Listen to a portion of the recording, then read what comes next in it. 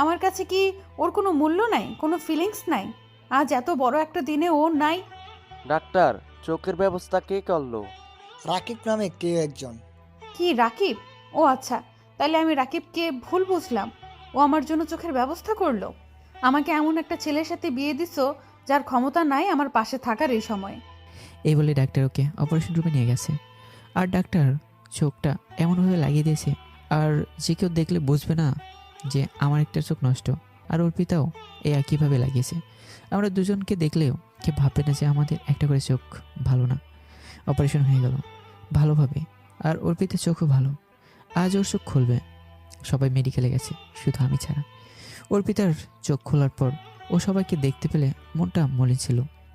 কি রে মা, তোর তো খুশি হওয়ার কথা, তোর চোখ ভালো হয়ে গেছে। তোর মুখটা এত মলিন কেন? বাবা, আমার ইচ্ছা ছিল প্রথম চোখটা খুলে তাকে দেখব। কাকে মা? আছে বাবা, কেউ একজন। আচ্ছা, আমার চোখটা দিছে, আমি তাকে দেখতে চাই ডক্টর আঙ্কেল। মা, উনি তো আরো 4 দিন আগে চলে গেছে। ও আচ্ছা। অর্পিতারা সবাই অনেক দিন আগে বাসাতে চলে গেছে। আর দেখতে দেখতে 9 দিন হয়ে গেল।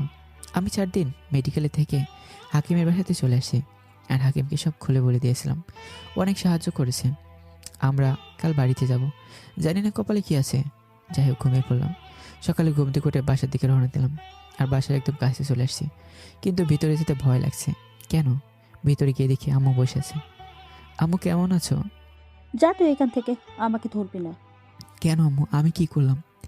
তুই কি করিস নাই? তোর এত বড় কিসের কাজ ছিল যে তুই আসতে পারলি না? জানিস অর্পিতা কত কষ্ট পাইছে? দেখো, তোমরা সবাই তো ছেলে, তা মহারানী কোথায় এখন? ও রুমে গিয়ে দেখ। হুম। কি রে, তুই ফোন বন্ধ করে রাখছিলি কেন? আর এবার বলিস না, অনেক গুরুত্বপূর্ণ মিটিং ছিল তাই। তাই বলে 10 দিন? আর একদিন ফোন করে খবর নিবার সময় পাইলি না? সরি। আচ্ছা, আমি অর্পিতার কাছে যাচ্ছি। যা। তারপর ওপরে চলে গেলাম। কেমন আছেন? তা জেনে তুমি কি করবে? হ্যাঁ, তা অবশ্য ঠিক। আচ্ছা, শুনলাম রাকিব নাকি চোখ বাহির করে দিছে।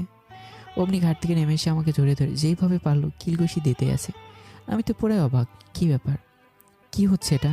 আমি ব্যথা পাচ্ছি তো, ছাড়েন। লাগুক, তাতে আমার কি? তুমি এতটা নিষ্ঠুর কেন? আমি নিষ্ঠুর? হ্যাঁ। ও সরি, অফিসে অনেক কাজ ছিল, তাই থাকতে পারিনি অপারেশনের দিন। তুমি সবাইকে বোকা বানাতে পারলেও আমাকে পারবে না। মানে?